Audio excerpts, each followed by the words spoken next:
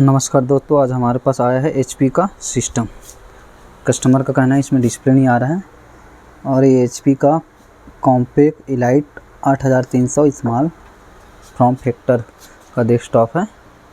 तो हम इसको देखते हैं कि इसमें क्या इशू आ रहा है। तो हम सबसे पहले तो इसमें पावर लगा लेते हैं।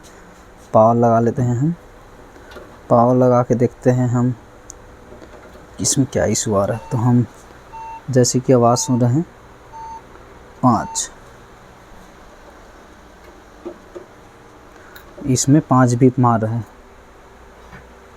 जैसे कि हम देख रहे हैं 1 2 3 4 5 बीप बज रहा है। तो 5 बीप का जो रहता है वो HP हो या डेल वगैरह हो, ये सब में लगभग रैम का ही प्रॉब्लम रहता है। तो हम सबसे पहले अब इसमें रैम चेंज कर लेते हैं। तो हम रैम चेंज करने के लिए हम इसको सिस्टम को ओपन करते हैं। तो हम ओपन करते हैं, हम सिस्टम ओपन कर लेते हैं। सिस्टम ओपन करने के लिए हम ये अपने तो हम सबसे पहले तो रैम 5 बीप जो रहता है वो HP वगैरह में वो रैम का ही रहता है। तो हम सबसे पहले रैम अपना चेंज कर लेते हैं।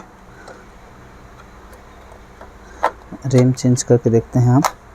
तो हम इस प्रकार रैम चेंज कर दिए हैं। अब उसके बाद हम पावर लगाते हैं और हमारा VGA भी लगा लेते हैं। उसके बाद देखते हैं हमारा बीप आ रहा है नहीं आ रहा है, ये हमारा प्रॉब्लम सॉल्व हुआ या नहीं। इस प्रकार हम स्विच कर लेंगे। स्विच करें, पंखा ओपन हो गया है। अब हम देखते हैं कि हमारा प्रॉब्लम सॉल्व हुआ या नहीं।